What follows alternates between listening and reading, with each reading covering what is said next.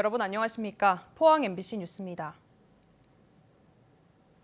오늘 중부지방은 맑겠지만 경북 동해안 곳곳으로는 약한 비가 내리겠습니다.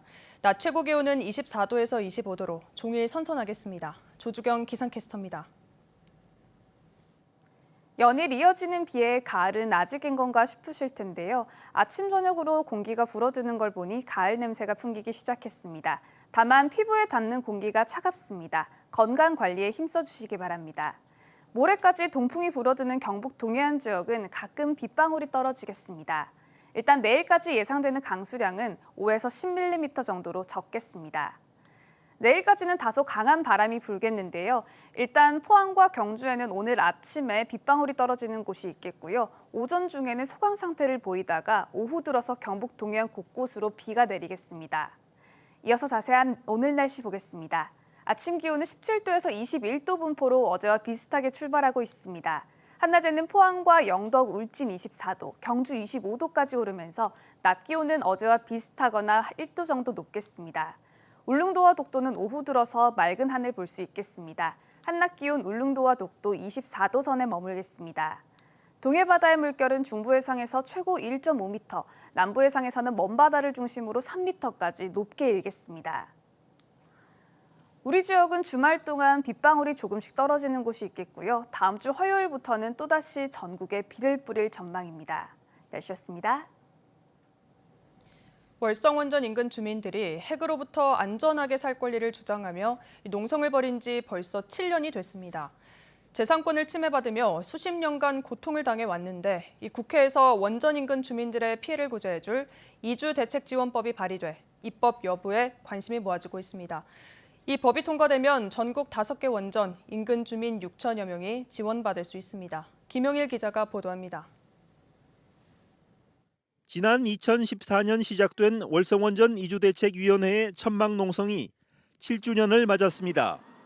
주민들은 후쿠시마 원전 참사와 경주 지진을 겪으며 핵발전소의 위험을 절감했고 수십 년간 삼중수소 피폭 등 직접적인 피해에 노출됐다며 재산권과 생존권 보장을 위한 집단 이주를 요구해왔습니다. 내 몸속에 우리 지금 가족이 6명인데 6명 전체 몸속에서 이 우리 지역의 주민들 전체 몸속에 방사능이 피폭돼 있습니다. 국내에서 최장기간 지속된 핵발전소 인근 주민운동으로 큰 사회적 반향을 일으키면서 최근 주민 지원을 위한 관련 법안이 발의됐습니다. 양이원영 의원이 대표 발의한 이주대책 지원법에 따르면 원전과 인접한 주민을 대상으로 이주 지원 사업을 실시하고 비용은 전력산업기반기금으로 부담하도록 했습니다. 이주를 원하는데 부동산 매매가 이루어지지 않아서 이주를 못하는, 다시 말하면 이주의 자유를 침해받은 분들, 그런 분들이 신청을 하면 지원할 수 있도록 하는 근거법 조항을 만든 겁니다. 이 법안이 통과되면 월성원전은 나리와 나산리, 봉길리, 한울원전은 부구리와 덕천리, 고목리 등 전국 5개 원전 14개 마을 6천여 명의 주민들이 이주 지원을 받을 수 있습니다.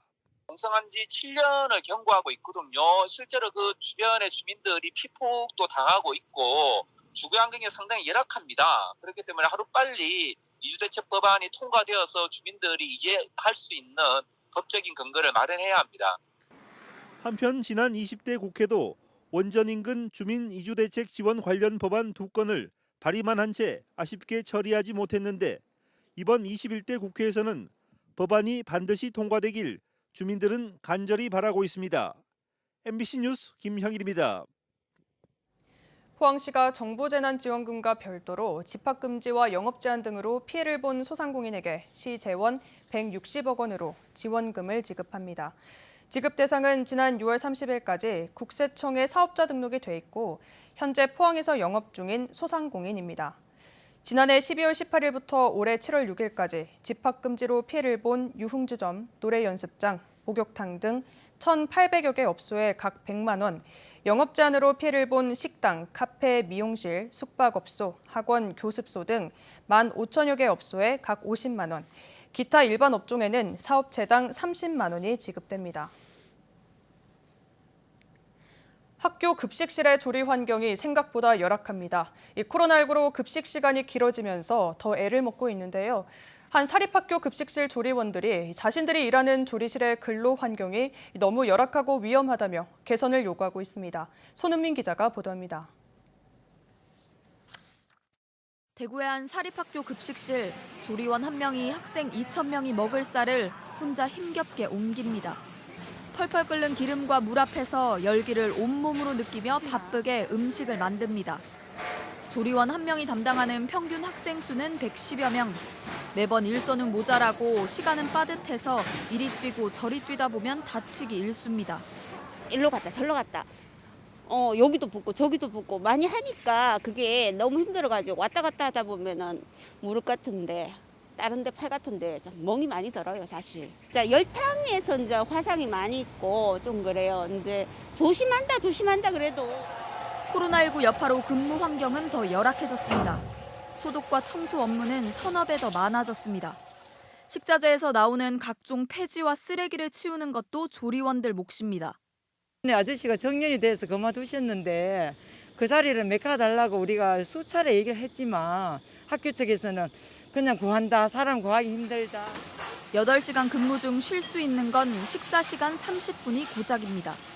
휴게 공간은 18명의 조리원이 선체로도 다 들어가지 못할 만큼 좁습니다.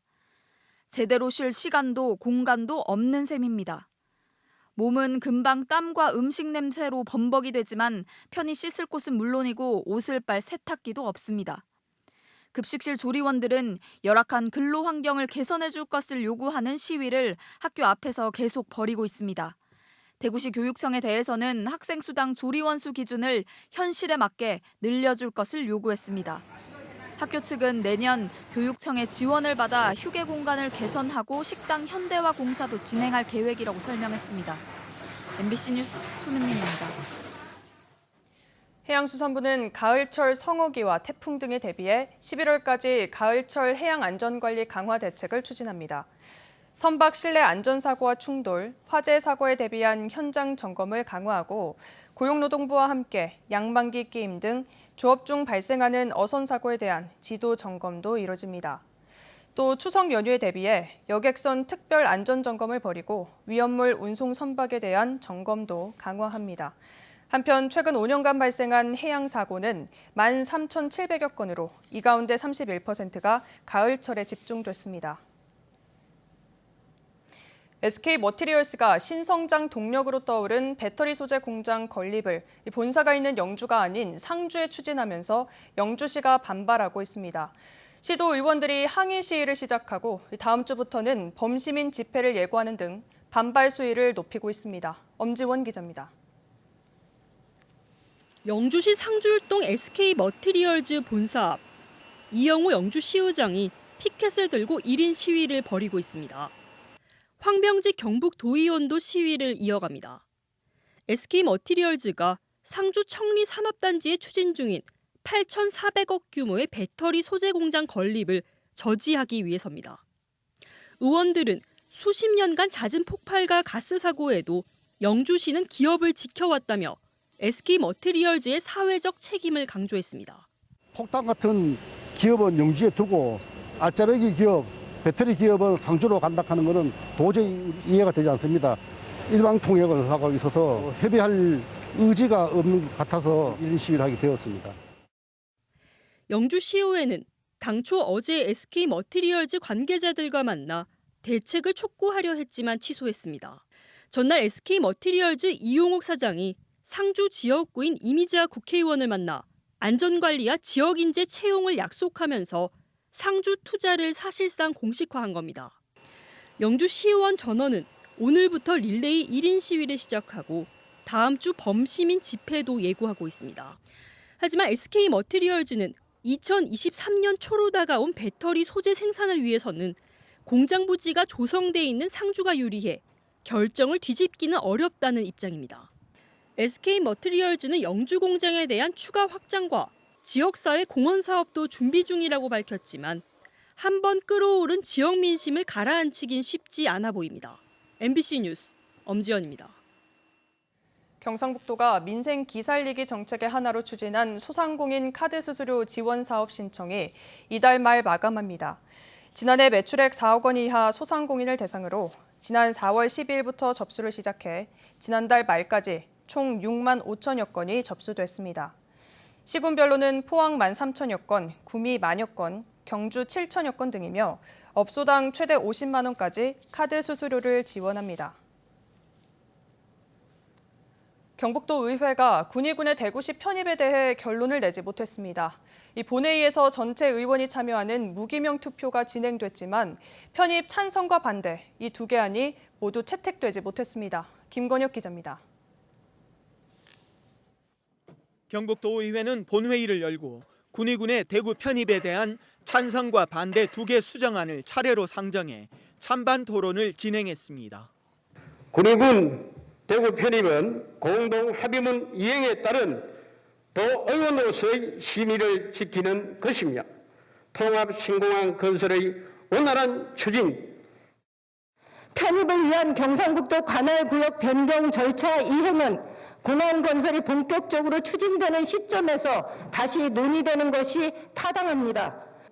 찬성과 반대 두 개 수정안을 두고 도의원 57명이 무기명 비밀 투표를 각각 진행한 결과 모두 반대표가 더 많이 나오면서 불채택됐습니다.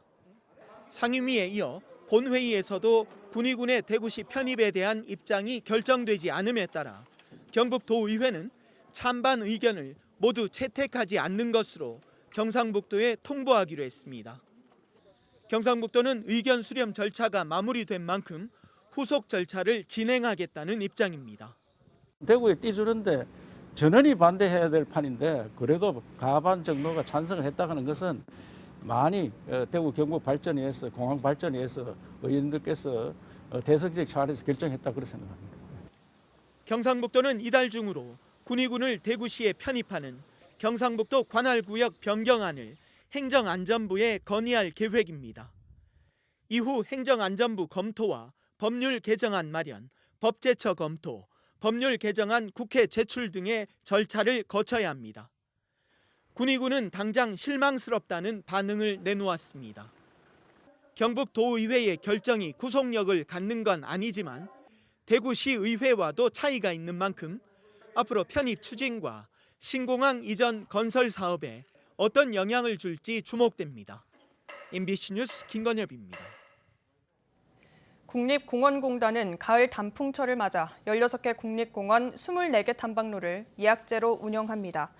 이에 따라 경주 무장봉은 10월 말까지 하루 390명, 지리산 칠선계곡은 주 4회 하루 60명까지 예약을 받습니다.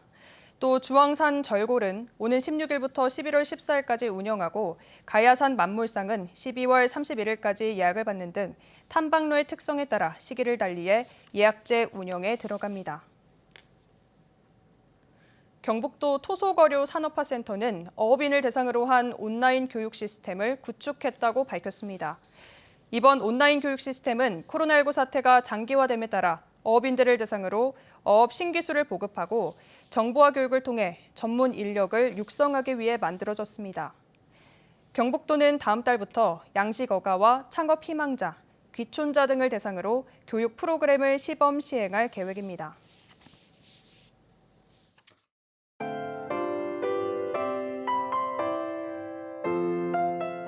연일 이어지는 비에 가을은 아직인 건가 싶으실 텐데요. 아침 저녁으로 공기가 불어드는 걸 보니 가을 냄새가 풍기기 시작했습니다. 다만 피부에 닿는 공기가 차갑습니다. 건강 관리에 힘써주시기 바랍니다. 모레까지 동풍이 불어드는 경북 동해안 지역은 가끔 빗방울이 떨어지겠습니다. 일단 내일까지 예상되는 강수량은 5에서 10mm 정도로 적겠습니다. 내일까지는 다소 강한 바람이 불겠는데요.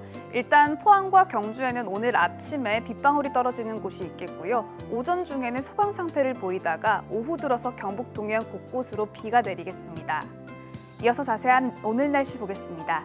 아침 기온은 17도에서 21도 분포로 어제와 비슷하게 출발하고 있습니다.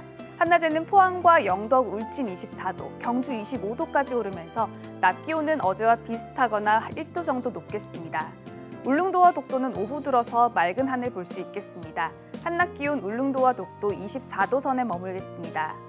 동해바다의 물결은 중부 해상에서 최고 1.5m, 남부 해상에서는 먼바다를 중심으로 3m까지 높게 일겠습니다. 우리 지역은 주말 동안 빗방울이 조금씩 떨어지는 곳이 있겠고요. 다음 주 화요일부터는 또다시 전국에 비를 뿌릴 전망입니다. 날씨였습니다. 이상으로 포항 MBC 뉴스를 마칩니다. 시청해주신 여러분 고맙습니다.